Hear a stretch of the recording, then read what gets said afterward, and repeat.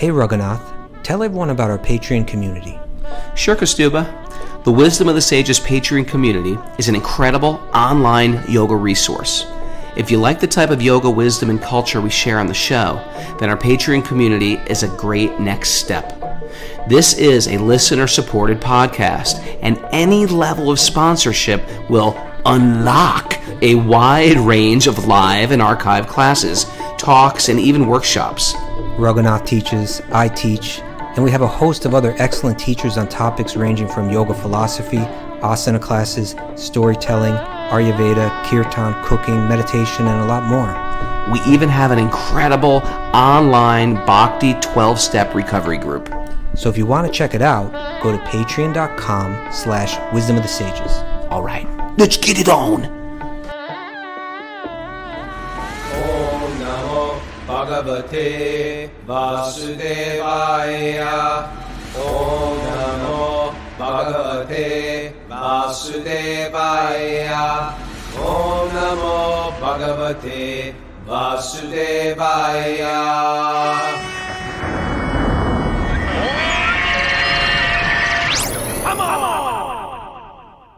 Live from Super Soul Farm, this is Wisdom of the Sages, a daily yoga podcast with your host, Raghunath, and co-host and senior educator at the Bhakti Center in New York, Kaustubha Das. Welcome to the show, and welcome to Q&A Day, everybody. This is a day where people write in their questions. Me and Kaustubha try our best to answer them, and it's a great day for a great day. If you're listening to this on Facebook, welcome. We do a podcast, Wisdom of the Sages, every day. Wisdom of the Sages, wherever you get podcasts, or YouTube. We're there on YouTube. And if you're listening to on YouTube, write comments. I love to read the comments. Also, I've been reading some really, I don't know if I told you, Kaustubha, but I was a little depressed about something the other day. And Mara said, this will cheer you up. And she took me some screenshots of the things on Apple Podcast reviews, and sort of like lifted my spirits. Yeah, if you're really ever feeling depressed, go to Apple Podcasts and read the reviews. And if you're out there, write a review for us and tell us what you think of the podcast. Tell us about your journey to Bhakti. It's all good stuff. Got a really good group here live. You want to join us live? You can do that. We all know each other here. Go to wisdomofthesages108@gmail.com. Contact Mara, and she will give you the secret codes to enter into our live classes. All right. So on Q&A Day, any announcements before we dive into the Qs? Yeah, we have a Bhakti recovery group meeting at 9:30 today.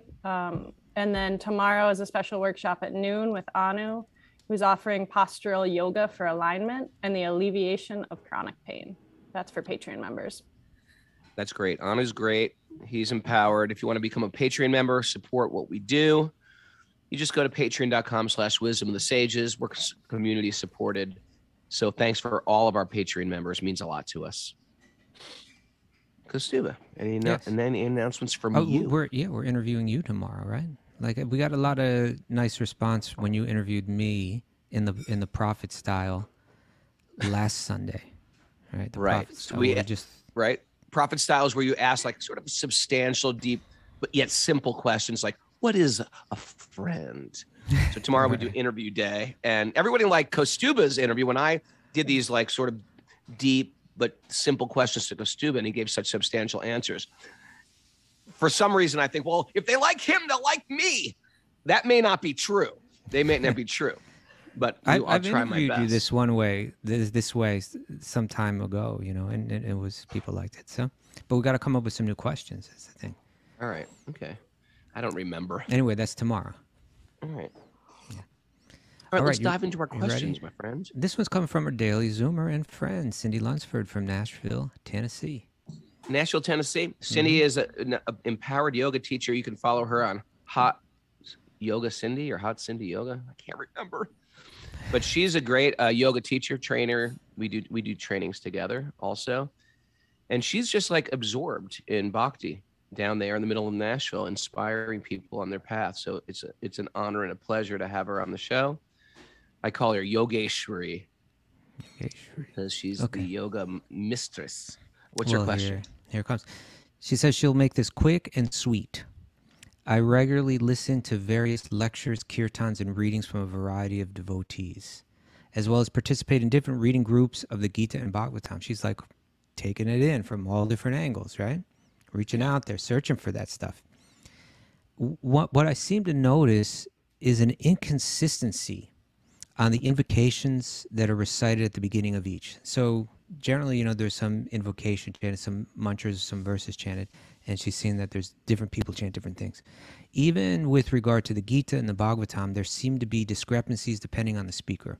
I was wondering if you could elucidate why and how certain invocations and prayers are selected, and if there are some that should always be recited before specific readings, kirtans, etc. Thank you in advance.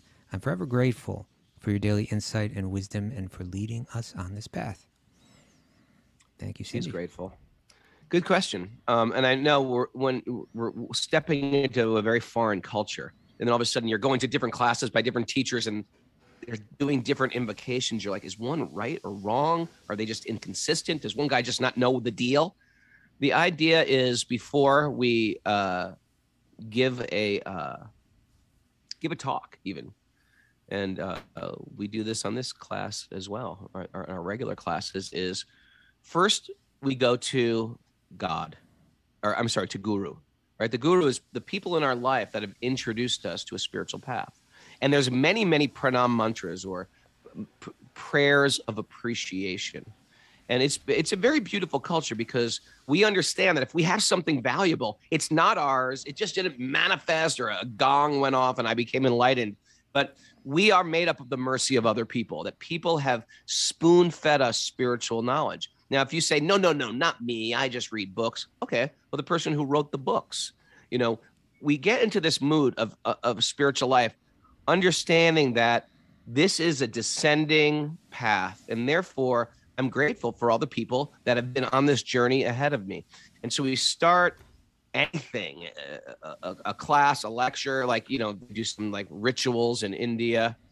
Truthfully, this is even true I think I told you this story. When I used to do Muay Thai in Thailand, they do this whole ritual before. If you've ever seen a Muay Thai fight, it's like this bizarre, elaborate dance. You got this very vicious fighting skill, and then you got these guys doing a weird dance before the whole thing even starts. And what they're doing is exactly what Cindy's asking about. What are they doing? And so I will tell you what we do. We do prayers to Guru, prayers to our teachers. We do prayers. We don't do this, but prayers to the forefathers. That's what the Muay Thai fighters did. And then you do prayers. We do in our specific lineage to Lord Chaitanya, because Lord Chaitanya, he was basically the gatekeeper of the mysteries. And in our lineage, he really extracted the essential teachings from this enigma wrapped in a riddle, which is Sanatan Dharma. And I can honestly say, in my life, if it wasn't for Lord Chaitanya, I would be lost between the ritual and the essence. So we do Guru, Lord Chaitanya, and then God, which is Radha and Krishna, or that's how we perceive divinity, is Radha and Krishna within our lineage. So Guru, Gora, and God. It's like that. And the Muay Thai fighters, they were doing Guru, ancestors, and Ram. And the ritual is called Ram Moy, sort of side note squirrel. But I thought that was interesting, So yeah, it's going to differ because there's so many different mantras. There's so many different manifestations of how you worship God, right? And there's so many also prayers that are just like manifesting from your heart that you might just share. You might even share an appreciation for your guru, and then your guru's guru, and then your guru's guru's guru. It depends on what the feeling of the speaker is, and maybe perhaps the situation.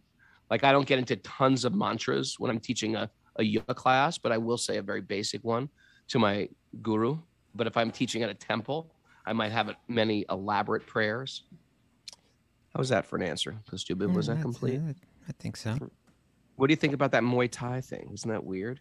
I mean, we're lacking a lot of culture in our so-called culture, but it's kind of standard that you respect, like we don't have people that we grow up respecting elders, have, like kind of keeping some kind of place of reverence for them in our heart. So all that's expressed through different rituals and different prayers and different dances or whatever.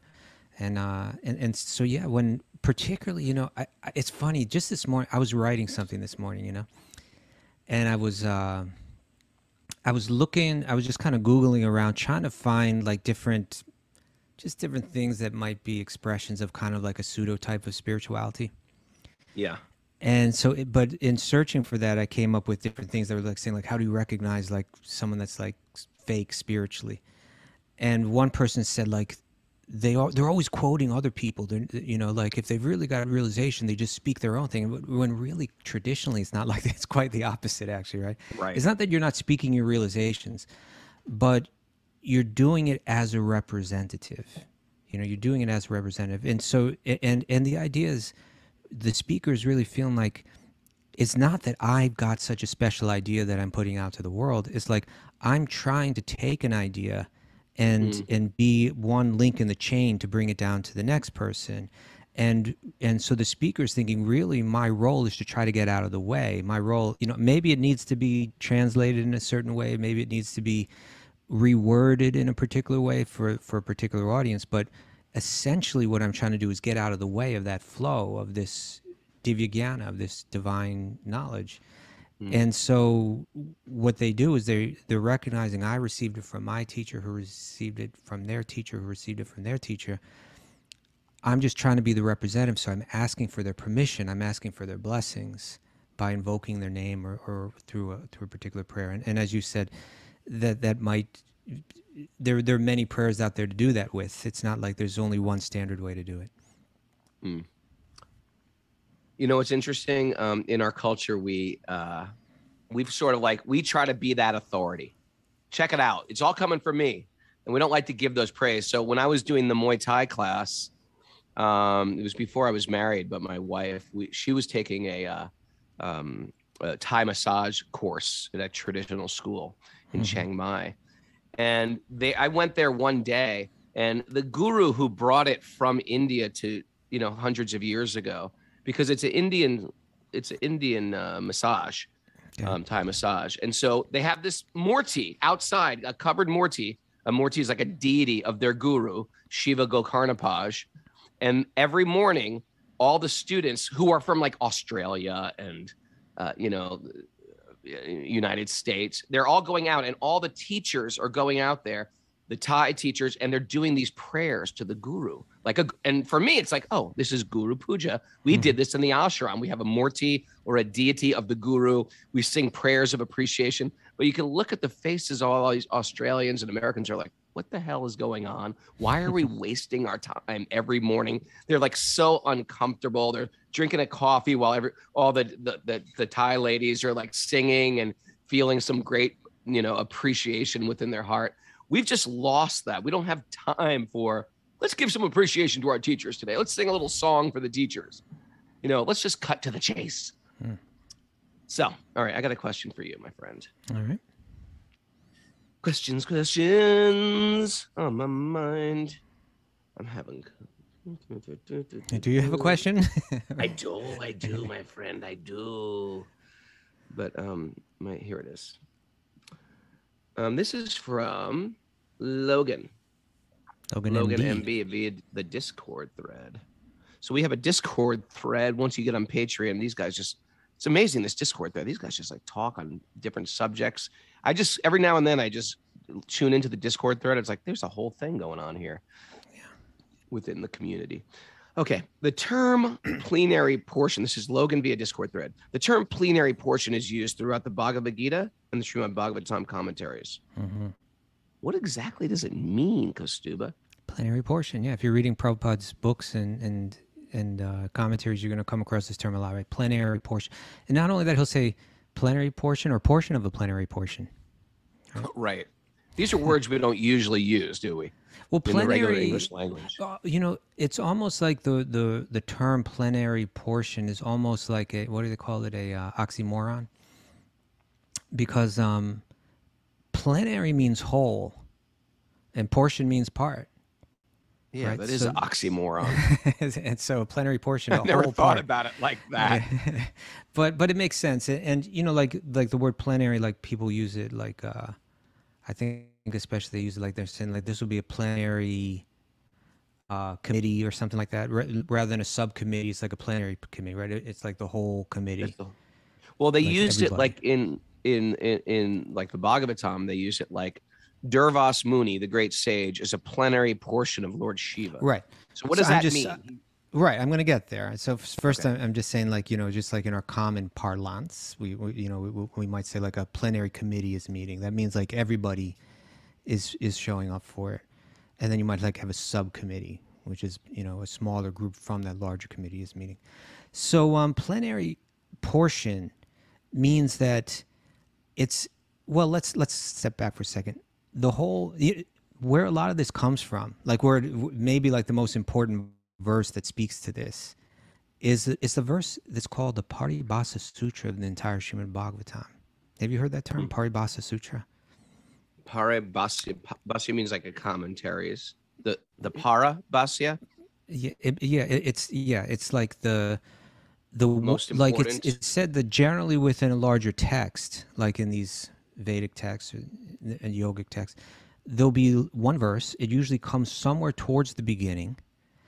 And this verse serves as like an important reference through which you can understand the meaning of the entire text. It helps give context to the entire text. Okay. And that verse for the Srimad Bhagavatam is a very famous verse. Ete changsa kala pungsha Krishna stu Bhagavan svayam. Right? That after a list of all these different avatars, all these different manifestations or incarnations of Krishna, this verse says all of the above mentioned incarnations are either plenary portions or portions of the plenary portions of the Lord. But Lord Sri Krishna is the original personality of Godhead. So it's saying that oxymoron. Portions of the plenary portions. Portions of the plenary portions. So so what does it mean by plenary and what does it mean by portion? Well, so what this verse, this very important verse, is saying is that, and again, this is the Paribhasa Sutra of the Bhagavatam, which is not only the full commentary on Vedanta Sutra, but it's like the culmination of all the Vedic literature of Vyasa. This is the verse that's meant to help you understand that whole thing. The idea is that he's trying to tell us clearly that everything is stemming. Where the Vedanta Sutra says that the absolute truth is that from which everything comes from. Right, that there's a source to everything. This is saying, understand who that source is. Understand then that even it's more than Vishnu, even more than Ram, it's Sri Krishna. It's that blue boy, sweet baby Krishna, is the source of everything. Is that that Parabrahman, that source from which everything is emanated. And Krishna will confirm that in Bhagavad-gita. Aham sarvasya prabhavo. Everything emanates from me. I'm the source of all material and spiritual planets. I'm the source of the devas. All of these things will be confirmed in Bhagavad Gita.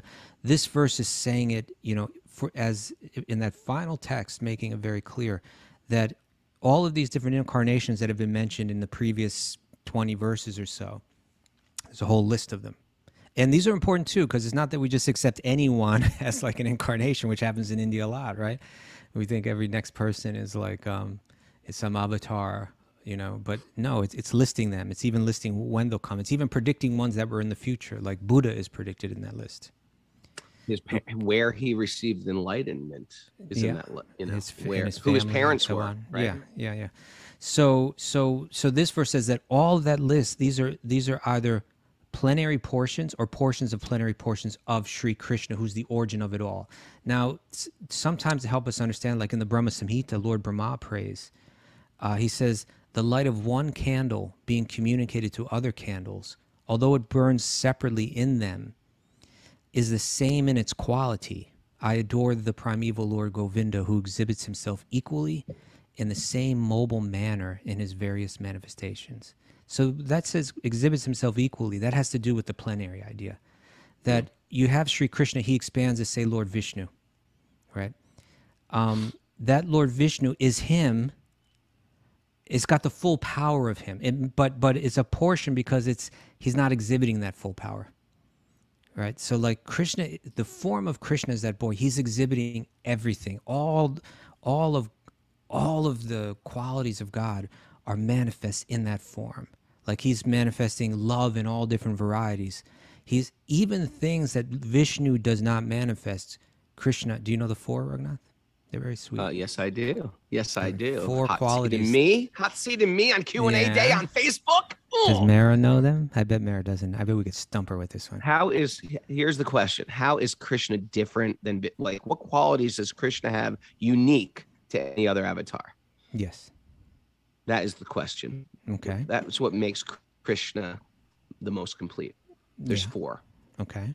Why don't you tell us, What are they? Mr. What are they? No, I was asking Mara. I was see. passing this one. Yeah, I don't know. She doesn't know that one. I'm stumped. Carries a flute. Let's see if I can get this. He Plays carries the a flute too. He plays the flute. He How carries it and plays it. The beauty But with before which he plays it. when he's playing and he's holding it, therefore carrying it, Okay. he has loving relationships with the other cowherd children. Exceptionally one. beautiful, loving relationships. Exceptionally beautiful, loving relationships. I mean, Vishnu has loving relationships too, but the beauty of Krishna's loving relationships are exceptionally beautiful. He kills fantastic demons. No, that's that not one? one of the four. No, That's not one. Did I just make that up? Okay. Vishnu does that all the time. Oh yeah, that's And, right. and it's that he grants liberations to those that he kills. But that's even Vishnu. That's the does one. that. No, Vishnu Oh, does Vishnu that. is- Okay. He wears ankle bells. I can't remember the other two. Sorry. I'm forgetting him now. We got to look that up. It's Okay, one is that Mara. is this beautiful flute playing. Two is he's always surrounded by devotees, exceptionally beautiful devotees. Three is I think the beauty of Yeah, his but wait a pastimes. second. Lord Ram is also. Not to the same degree, not in the same way. We got to look those up. Google that, Mara. What are the four qualities that Krishna displays? I think they're called characteristics, right? Okay, characteristics. Or No, qualities. It's characteristics. 64 qualities, I think. 60. He's got 64. Vishnu displays 60 of them. That's 60. So anyway, the point is that it's a plenary portion. Vishnu is a plenary portion because it is Krishna with all his power, but portion because he's not displaying it all. Okay, and then let's say even like with Lord Vishnu, you have Mahavishnu. Krishna expands as Mahavishnu. Krishna is engaged in his loving pastimes in the spiritual realm, but within the material realm to take care of business because he's just engaged in full-time loving adventure. He doesn't want to step out of that. To manage this world, he manifests as Mahavishnu. That's a plenary portion. Then from Mahavishnu, he expands into Garbhodakshaya Vishnu. From the pores of the skin of Mahavishnu come unlimited universes, and within each of those universes, Lord Vishnu manifests again as Garbhodakshaya Vishnu. Now that's a portion of a plenary portion, right? And then he enters into the heart of every living being as the Paramatma or Kshirodakshaya Vishnu. That's a portion of a plenary portion of Sri Krishna. So that's the idea. But like this verse said from the Brahma Samhita, the light of one candle being communicated to other candles, although it burns separately in them, is the same in its quality. So like if you have one candle, you take another candle, you go like that, and now you got two, right? And it has the same quality as the first one, but the first one's the origin. And so for Krishna, Krishna is the origin of all the different incarnations. The plenary portions, they're not displaying all the power, but they have it. And then the portions of the plenary portions. Were you able to pull that up, Mara? Okay. Yes. All right. So they are as follows. He is the performer of wonderful varieties of pastimes, especially his childhood pastimes. Leela Madhuri, that's called. Leela Madhuri. He can attract all living entities all over the universes by playing on his flute. Even Vishnu doesn't do that. Venu Madhuri. Yeah. He is surrounded by devotees endowed with wonderful love of Godhead. Bhakta Madhuri. I don't know. It's sweetness. Prema Madhuri. Something. He has a wonderful excellence of beauty which cannot be rivaled anywhere in the creation. There you go. I was trying to be smart, but the Chandra posted on the Zoom board, and it said Prema Madhuri. So I said Prema Madhuri, but he meant I think he meant I said I think he meant Prema Madhuri. and I was like Yeah,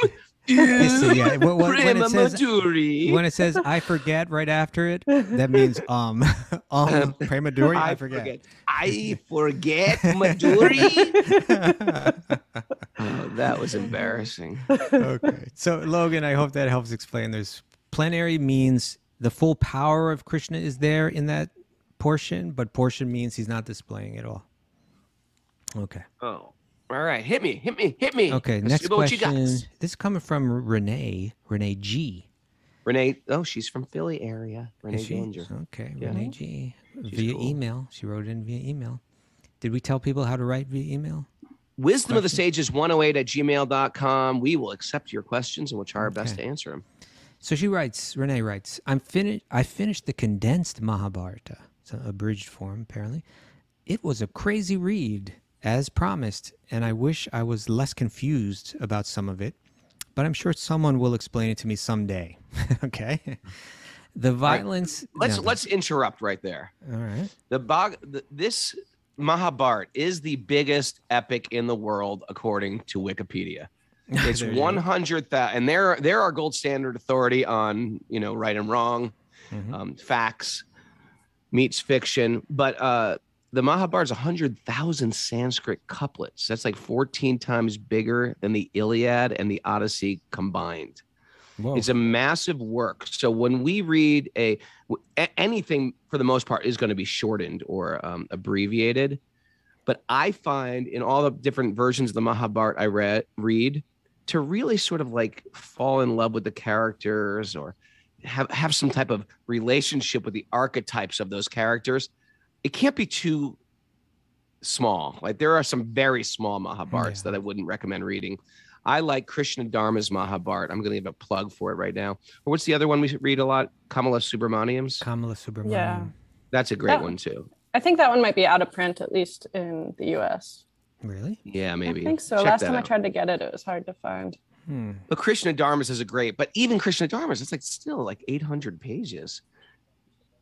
Yeah, it's excellent.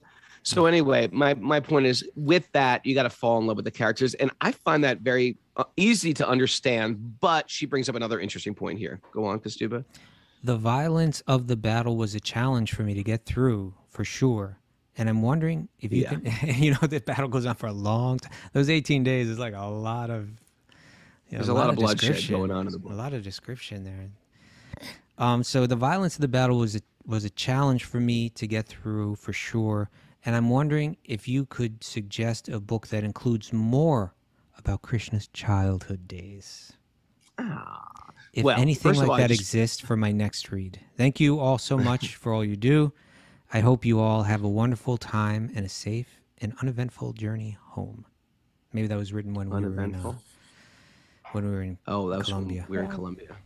How about a positively eventful flight? So someone came on the... Yeah. Okay. Anyway, it's just interesting because I love the war part of the Mahabharata. I think the war scenes are like the best. The vows they take and the getting back at the bad guys, and then all of a sudden, like the son of Arjuna gets killed. It just makes it very gripping. Now I can understand it's gory and some people don't like that. I like a good war story. I also like watching the UFC. I also like a good fight. And so, I mean, I guess maybe that's because I'm less intelligent and therefore I'm attracted to stuff like that, to violence and stuff like that. But what I find is it's all peppered deep with philosophy, and that those war scenes, they bring me to highs and lows, and they're very gripping. They make me fall in love with the archetypes of good and noble and righteous. And it makes me like turn away, like this is why this person is licentious and they're greedy, and that's why they're acting like this. Then you have these characters like Karna, who are like, do I hate him? Do I love him? Is he good? Is he bad? And he makes you realize that the world is not the land of black and white. There's a lot of shades of gray. That being said, I get it. Some people just don't want to hear the war stories. And of course, Krishna's childhood pastime can be the first, basically third or half of the Krishna book, which is Prabhupada's blending in of the purports with Krishna's Leela. I highly, I will say this straight up right now. If you read one chapter of the Krishna book every night before you go to sleep, your life will radically change. You will feel better about existence. You will find great peace in your life. Just one chapter every night before you go to bed. So that book, the title is Krishna, the Supreme Personality of Godhead. Yes, and that was Prabhupada's. Prabhupada. That was Prabhupada's sort of story meets commentary blended together. So it doesn't read like a straight up story, but there is all the stories of, all of Krishna's Leela told perfectly, but he has to, for our benefit, give the purports, because sometimes, and what this happened for thousands of years in India, is you just read Krishna's stories and you think, well, Krishna is the love god. Krishna is the love maker. He has many, many girlfriends. I guess that's what we're teaching here. The essence of the Bhagavatam is to have many, many lovers. But that's not what the essence of the Bhagavatam is. And that's why the Bhagavatam and these stories are meant to be passed down through tradition by the masters. And you build up to that 10th canto, to that highlight of the Bhagavatam, by understanding what is the universe, what is truth, what is real love, what is God, how does God manifest? And then by the time you build up to that 10th canto, you fully get, this is not an ordinary person. This isn't me that I'm supposed to have 100,000 girlfriends as well. No. This is Krishna. He's a very unique position. And so the 10th canto is for those who, maybe you haven't read the whole Bhagavatam, but you really want to understand philosophically, the philosophical depth of who Sri Krishna is. And I love the book. It's my favorite book. But no, there are a lot of other books out there. Kaustubha, do you have a favorite that tells Krishna's pastimes? Well, I mean, I got a shelves full of them, but I would recommend starting with Krishna book. The Supreme Krishna, the Supreme Personality God. I'd start there. Krishna, Kaustubha, you want to hear something sweet, Mara? Kaustubha, when we were young men, he used to read to me the Krishna book. I did. This is how boys treat boys in the ashram. Just sit there on our bunks and just read Krishna book to me. I remember explicitly, we were in the temple in Houston, Texas, and you were reading me the story of Dvavida Gorilla. Classic. It's a classic. And so this is reading these stories. Hey, you want a romantic date? Read the Krishna book with your beloved. That is a romantic date. Make some chai, read the Krishna book. It's wonderful. The thing about reading the Krishna book too is, because what Prabhupada does there is he helps you understand it. He helps you get it all right. Understand that what we call that sambandha jnana, right? Like understanding who Krishna is as he's explaining it, so that you really understand it. You don't make mistakes with it. It all becomes clear. And if you really understand that, then when you go and read other books about Krishna's pastimes, you'll be able to make sense of them. Another interesting point about Krishna's pastimes is a lot of people take this road like, well, these pastimes are here to help us understand the deeper philosophy of Krishna consciousness. And part of that is true, because there's deep philosophy woven into these leelas or these stories. But actually, it's the opposite. The deep philosophy is to help us fall in love with Krishna, which is the actual goal of the yoga system, is that we're falling deeply in love with this manifestation of God. And we do that by hearing the pastimes, not the other way around. It's not just because we're dummies and there's these stories and they have like they have like a what was it called? Where the story has a deep meaning, like a lesson, a lesson in the story. It's not that. The lessons are there. They're wonderful lessons, but we're meant to be lovers of God. That's where this whole yoga system is going. That's why we're doing the up dogs, the down dogs, the pranayama, meditation. It's not just so we become very fit and live a longer life of materialism. We have to have we're trying to clear our mind, pacify our mind, detox our body, do a panchakarma, Ayurvedic cleanse. Why? To bring us to the love of God. Why are we cleansing this body anyway? We're not the body. Ever think about that? What's all this stuff about the marma points and a detox? And we're not the body in the first place. Well, we've got the body's a gift. We see it in relationship to what we are. We calm the mind. Why? Because underneath the mind, there's a me. I'm the me underneath the mind. And the me wants to fall in love with something. And if I don't find God, I fall in love with something of this material world. Is that bad? No, that's normal. But sometimes we fall in love with things that make our hearts break. Ever do that one? So we say it's okay to love things of this world, but you got to see it in relationship to the supreme being. And first fall in love with your primary lover, we have a primary lover, and that is sweet baby Krishna. All right.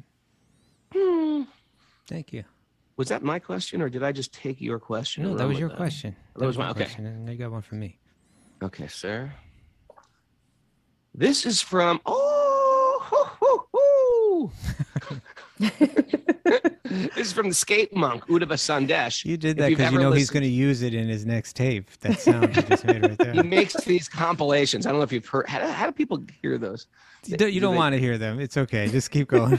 Oh, I like them, man. He makes these compilations of Raghunath's weird noises that are, I tell you, I laugh so hard. I was like, I made that noise. I don't remember that.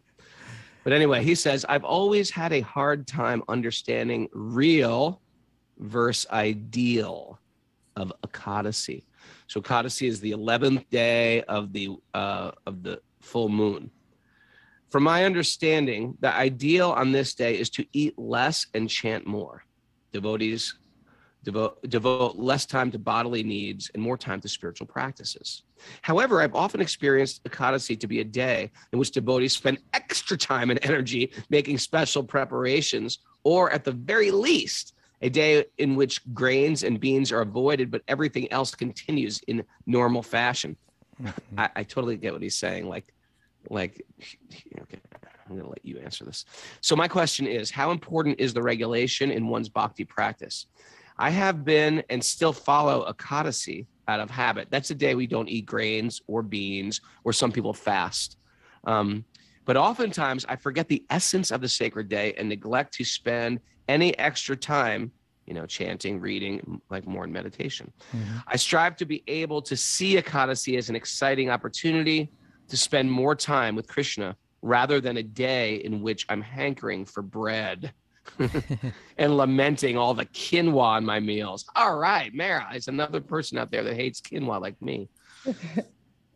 All right, Kaustubha, we want maybe Kaustubha, like you zoom out a little for those who are listening on Facebook. Like, what the hell is Ekadashi? What are we doing here? Why are we doing it in the first place? Yeah, so Ekadashi it's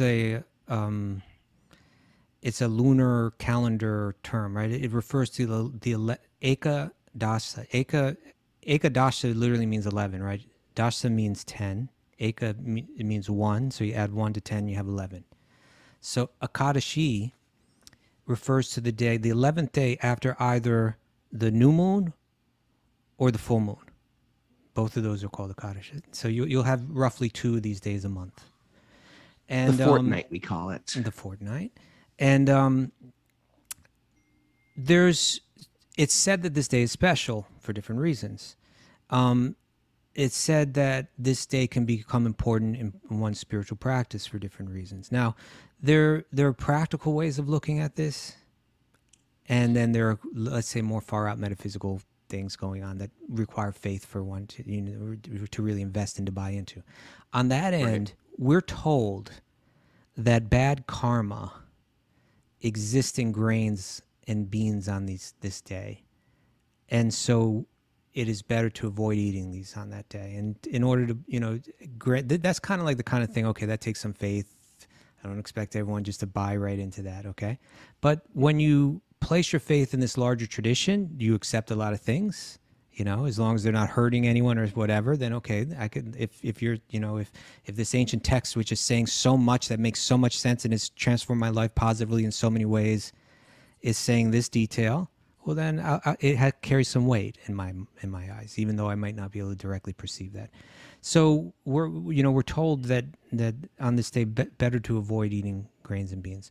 But we're also told that it's almost like on these 2 days, it's almost just like a little window is opening up to go deeper into your own internal spiritual practice, right? It's a special opportunity, right? It's just like there's a sale at a store. On that day, you make a special effort to go there and buy because, you're getting something of value is available there more easily. And so the idea is something of value is more easily available on this day, and it happens twice a month.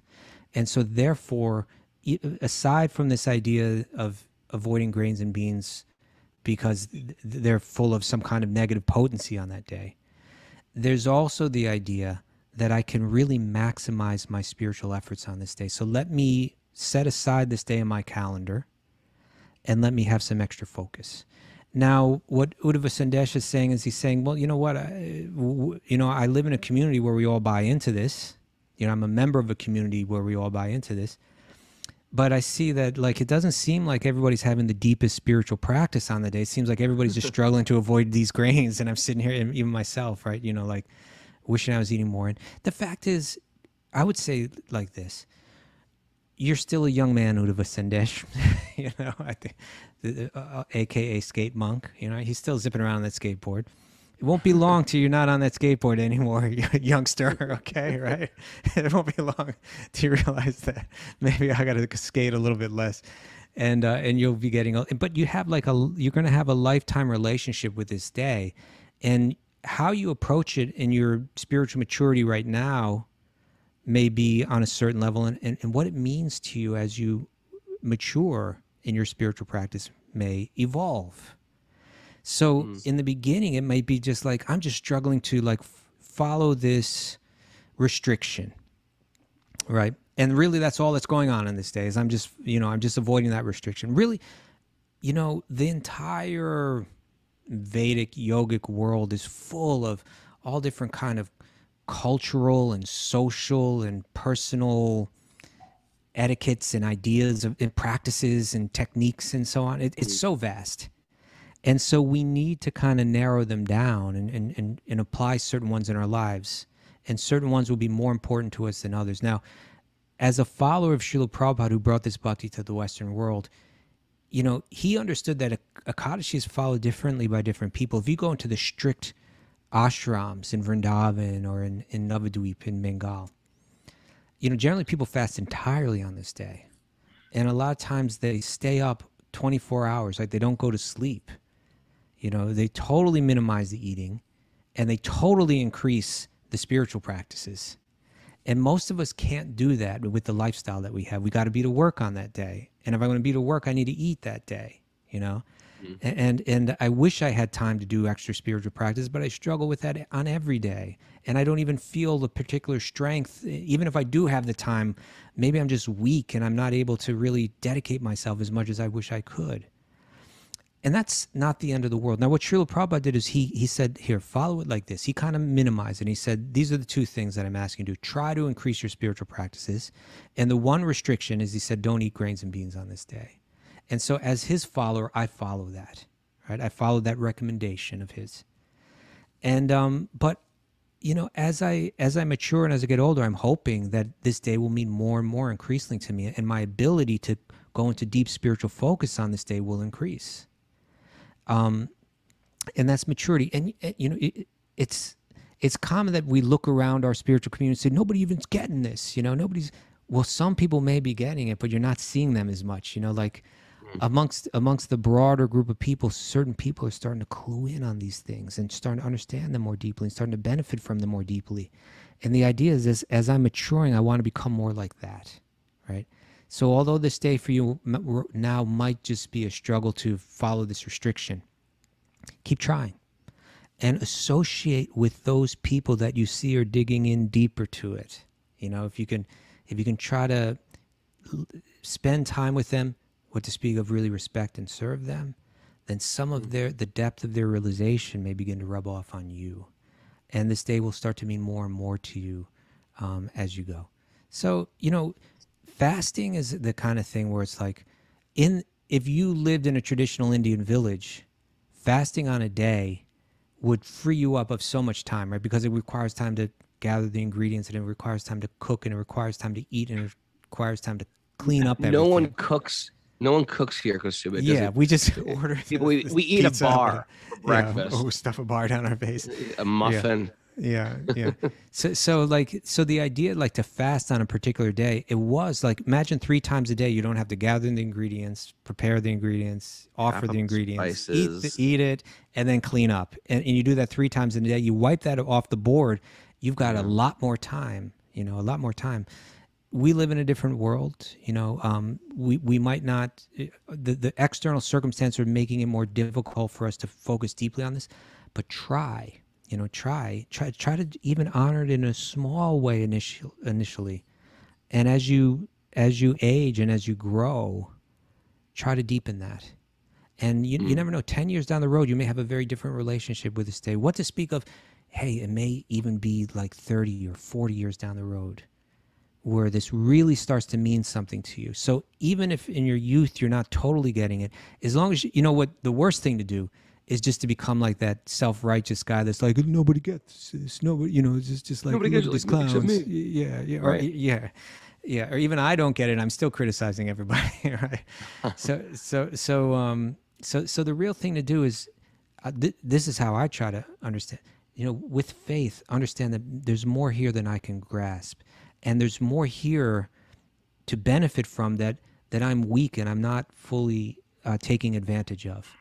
But let me try to move in the direction where I will. And again, as we get older, you might be, who knows, like Uddhava Sandeshri might visit him when he's 70 years old, and he might be sitting in a quiet ashram or in some secluded place on this day.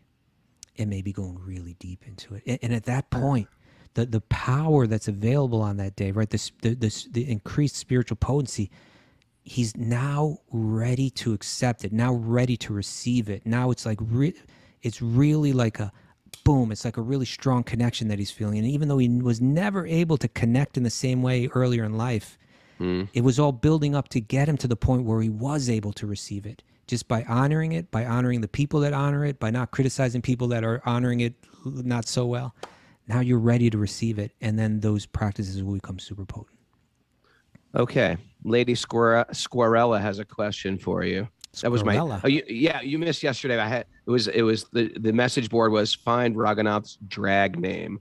So one was Lady Squirella. All right. What were the other ones? Dragonath. Lady Widefoot. Anyway, I like that one too. But I have a question for you. So here's a question. Yeah. By the way, I call Ekadashi triple coupon day. It's like your coupons are worth 3 times as much. It's just like your endeavor for bhakti is multiplied on that day. Yeah. But my question is this. Is it an auspicious day or is it an inauspicious day? I've tended to feel it's inauspicious in the sense like I become like I'm pretty good at fasting, but for some reason on the 11th day of the moon, it has like a very sensual effect on my body. Like I find it harder to fast on that day than any other day. What do you think about this? Is it an inauspicious day or is it an auspicious day? Well, it's auspicious. Ultimately, it's super auspicious, right? Because it's granting us this special spiritual opportunity. Now, the fact that if you go and bite into a loaf of bread that is loaded with all kinds of bad karma that's going to pollute your mind with all kind of, unhelpful thoughts, well, you could say that that's inauspicious. Right. But the way that we understand it is that it's ultimately super auspicious, because even who is it, Bhaktivinoda Thakur, he sings, what is it, Madhavatiti Bhakti Janani, that these special titis, these special periods of time within the calendar that are related to Madhava, that are related to Sri Krishna, that he says, I think he says Bhakti Janani, they give birth to bhakti. Right? So they're big time auspicious. So Mohan and Damodar Priya both are saying exactly what you're saying there. Our message board is agreeing from our local pundits. They are saying it is inauspicious in a material way, but the devotees make it auspicious. We're gifted special things. All right, that's good. Okay. Thank you for that. Do Very we have time for one more? Complete. One more? Yeah. Whatever Mara thinks. Mara's in charge. Let's do one more. Okay, we got one more. Right. This come from Youngblood. Youngblood? Have a seat, Youngblood. Have a seat, Youngblood. He writes from the UK. He writes, how does one find balance between totally trusting in Krishna to take care of our needs and putting in work on things that we don't strictly need for survival and spiritual life? I'm thinking specifically of activities that do enrich one's life, but often require a goal-oriented mindset in order to keep it going. Sure. Such as a martial arts practice or training with an intent to achieve, like a professional athlete might. Is there anything in Scripture about putting considerable effort into healthy material activities that may not be obviously spiritual? Where's the middle ground between surrendering to God and maintaining discipline/motivation? Great question. Isn't that a great question? Well, I want to hear the answer. That's the answer that I'm focused. Oh, the questions precede the answers, right? So, good question. Very good question. Very good. Okay, so what I would say with this one is, especially these Bhakti Shastras, these Bhakti scriptures, they are always going to push us out of our material identity. That is going to be the main thing. The main thing is to keep the main thing the main thing. The main thing is we're spiritual beings, and they're really pushing us in that direction. The greater vast, canon of literature in the Vedas will have all different things that will talk about our material well-being, our raising your consciousness, healing your body, developing mystic powers, all things like that. That's not the main thing. That being said, there comes a point in our life where we start to realize I am in this world, and therefore being in this world, I need some qualifications. That most of us are within this world. I don't think there's people listening here that are like, thinking, nope, I'm a sadhu. We have some work to do in this world. If you have work to do in this world, like most of us, you have to become expert at that thing. Not just martial arts, but yes, martial arts, but also a mathematician. If you're an engineer, if you're an architect, etc., you have to become expert at your work so you can be the most effective in this world.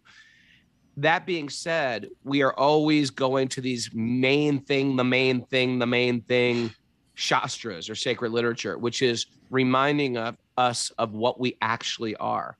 So I think it's important to understand that we are spiritual beings in material bodies, and the material body and mind has to be taken care of. I can't just neglect my body. I can't just neglect my work. I'm in the world. I have to do things of this world, but I have to keep at the forefront of my mind that ultimately I'm a spiritual being, and I shouldn't forget that. And that should be also, and it will change, of course, at different times of our life. That's the main thing in my life. Now, if I'm in university and I'm trying to get a PhD or MBA or something like that, then it's hard to sometimes focus on your spiritual life. But at different phases of our life, we always have, and the material world will remind us, right? When the material world starts to break down and you start to realize, man, I'm a spiritual being and I'm going through this right now. So we have to always keep it there at the forefront of our mind that I am, in fact, a spiritual being. But as long as we have these bodies, or we have families, or we have careers, or we have to also keep that reasonably balanced. Well, what I would add to that, just if I could, I agree with what you're saying, but that really where we're headed for, what the goal of the Bhakti-yogi is that everything that they do is tied in, right? It's that they're not doing anything separate from certain activities that we do. Are activities where the activity itself by nature is pure bhakti, like reading Bhagavatam, like chanting Mahamantra. The activity itself is fully devoted already, is fully directed and in connection with bhakti. And then there are other activities that we do in life that may not be, but they can be tied in, right? And that could be our occupation. That could be our martial arts practice. But why are you doing the martial arts practice, right? Is it so you can hurt other people? Is it so that you can think you're better than everyone else? Is it so that you can impress people with it? Or is it that you feel that it's helping you it's preparing you to be a better servant of God? And if you conceive of it that way and you do it with that intention, then there's nothing that you're doing in life that's separate from devotional service, right? That's a nice way to put it. Yeah, and so so when Prabhupada would speak about like we should be thinking of Krishna 24 hours a day, that's what he meant, is that everything can be tied in. Now, we may or may not do that, but all these disciplines, in terms of bhakti, the healthy way to understand them is that we understand them in relation to our service. I think it's good. I think if I did martial arts in the ashram, I would have been a little, I feel like I neglected sometimes my physical self in the ashram. I think I would have been a little bit more even keeled. So I think that it's important. You know what I think about martial arts? I think that our police academies should be more like martial arts dojos, you know, where like you're learning skills, but you're also getting this code, you know. This code of ethics. Yeah, this code of ethics that plays a really deep part in it. Rather than like, so there's a certain culture in there. As you were mentioning earlier, like a culture of respect of the elders and so on. The elders are feeling the need to be to be respectable, you know, and you build in this really, this kind of discipline that requires introspection and so on. And you really try to not just prepare people to protect others physically, but you're also really deeply instilling a powerful code of ethics. Code of ethic behind it, a dharma. Yeah, that's a big part of learning. Someone's martial arts practice may also play that role in their life as a devotee as well, you know. Right, a protector. Yeah. All right. Protector. Well, all right, that was good. It was a good way to start my day here today. Guess who's staying in my house this weekend? I got the King of Hearts staying here. King of Hearts, it's awesome. And a little satsang this evening. And wish you were actually up here this weekend. Mara, Bobby, Priya G, Uragaya, King of Hearts, Tom Essig. We're all having a little get together. I'm on a if I didn't marathon, mention your name and you want to come, just give me a call and you can come. How about that? Okay. All right. But yeah, it started off small, but more and more people just were reaching out to me this week, and now we're having a little, And I'm trying to spiritualize my household. Okay. Sounds like you're doing a pretty good job. Yeah, it's important in my transition. I'm trying to keep the vibrations very high. So anyway, thanks for everybody joining us. Facebook people, thanks for joining us, and welcome to the party. We do this all the time. Wisdom of the Sages, anywhere you get podcasts, Apple Podcasts, Spotify, and YouTube. And also just email Mara, wisdomofthesages108@gmail.com. If you like what we're doing, share it. Take a little snapshot of the podcast or the YouTube thing and tag us, and we will reshare it. And there's a lot of people who are going through some like challenges in life right now, and maybe just a little bit more spirit added to their life will just brighten up their life a little. Thanks for everybody who are contributors. Thanks for all the Zoomers, all the others out there, the Zothers, the people who are on Zoom and others. Thanks to the Californians. Lots of stuff happening this year. Excited for 2022. You know what could brighten up our life a little bit, Raghunath? You light up my life. Oh, no, it was little Karuna. She knows that verse that I quoted. You give me hope to carry. No, that's not brightening up my life. I'm sorry. I appreciate the effort. Come on, man. That's such a good song. I loved that song when I was little. Okay. Who sings that? Mara, was it Barry Manilow or something like that? No, it was a woman. It was a woman. I forget Maybe it was her name. Barry Manilow.